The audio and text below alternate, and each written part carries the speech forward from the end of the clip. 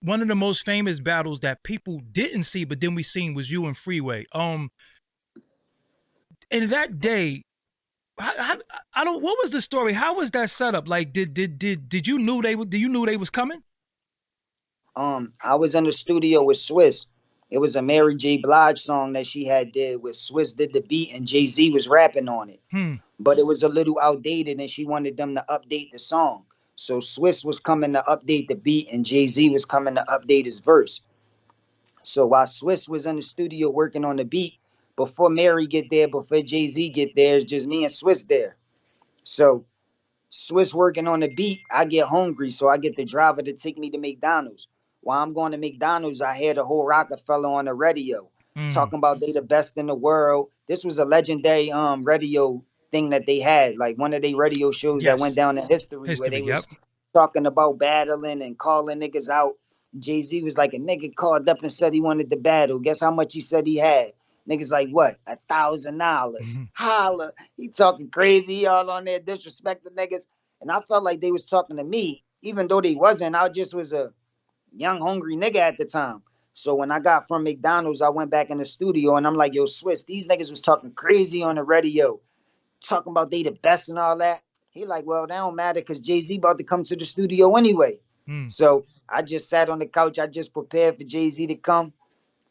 Next thing you know, he come. And when Swiss introduced me, he introduced me as his artist, the hottest nigga in the world. Like, you know what I'm saying? And Jay-Z like, what? The hottest nigga in the world? Where you from? You from Philly? You ain't hear my niggas that was just on the radio? I got the hottest niggas in the world, nigga. You don't even look big enough for Beanie. You too young for free. Nigga, what you want me to put you against my 16-year-old Chris? And Jay-Z just start Oh, talking you talking shit. spicy? You talking spicy too? Crazy. So at this time, I was new to the industry right off the street. So I'm like, nigga, I don't give a fuck who you bring through here. I kill any of them niggas. I don't give a fuck who you bring. You said that to So he Jay started, Z? yeah. So he called them niggas. He picked up the phone. He like, yeah, I got this nigga in here talking crazy. Yeah, I need y'all to come through the studio. Yeah. He called them through. So next thing you know, Swiss start calling niggas through, and that's how the studio filled up with cameras. Um, Beans came through with Oskino, Chris, Free, all of them. And when they all filled up the room, Jay Z said, now who you said you wanted to battle again?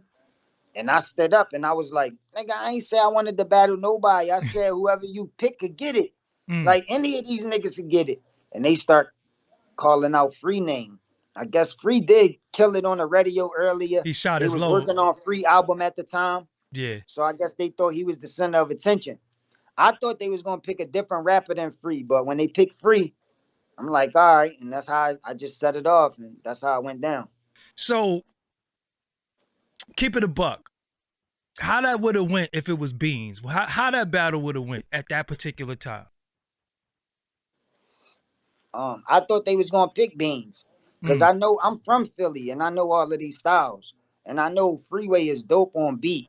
Like when he riding the beat, that in and out flow he uses is dope on beat. Yes, But incredible.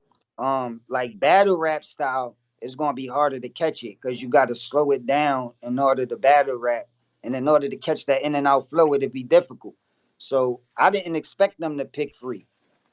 I thought they was gonna pick somebody different, but I mean, it is what it is. Beans with that what Oh, I but would if it would have went yeah. with Beans, I mean, I met Beans before that. When Beans came in the studio, he knew he like B from Philly. He knew who I was. Like Jay Z didn't tell him it was me, so they Mm. didn't know they was coming to the studio for me. They thought it was just a nigga popping shit, and they was just gonna run all over him. Like a bunch of niggas had artists that they were signing up that all of them niggas would have ran over easily. So they thought it was just one of them situations. They ain't know it was me.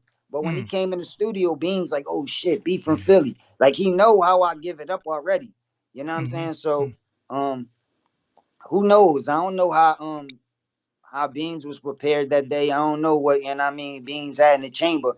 I just know how ready I was. So it didn't even matter if Hove was ready to rap. I was ready to go. Woo! He told. Woo! You went after the super duper big homie. Nah, it ain't matter. Like I told Yeah, him, like yeah. it don't matter. Like, you know what I'm saying? Like that's a legend. I looked up to him before I even wanted to really rap and all that shit. But you know what I mean? Once I started putting in work and doing my thing, I just felt confident in myself. especially with battle rap. That's all I was focused on.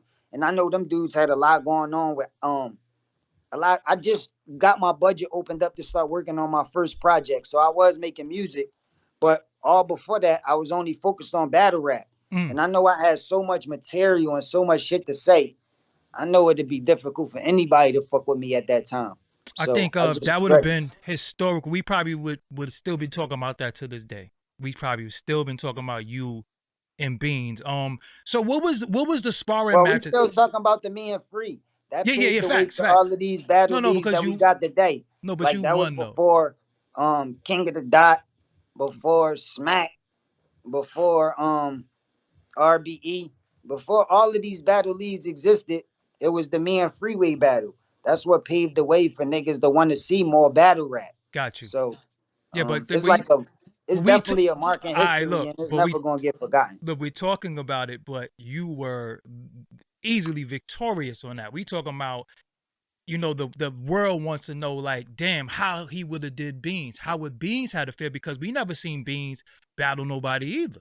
You understand what I'm saying? So you really, you got your name off. That's when it was like, okay, this kid, if we didn't know who he was before, he took out somebody from the almighty Rockefeller crew. You know what I'm You never saying? could underestimate nobody, but Beans respect my pen. We been in the studio before, worked on records and worked on music before, and we've been in the studio really working, and he got a chance to see like how my mind really worked. And Beans respect my pen, but I can't underestimate nobody. Who knows how I would have went? You know what I'm saying? You can't rewrite history. I don't know. Yeah, You know what I you mean? But I respect even Freeway, all of them. State property, they from my city. I respect state property all the way together, and I wish it ain't have to be them. But at that time, I just was hungry, and they just was.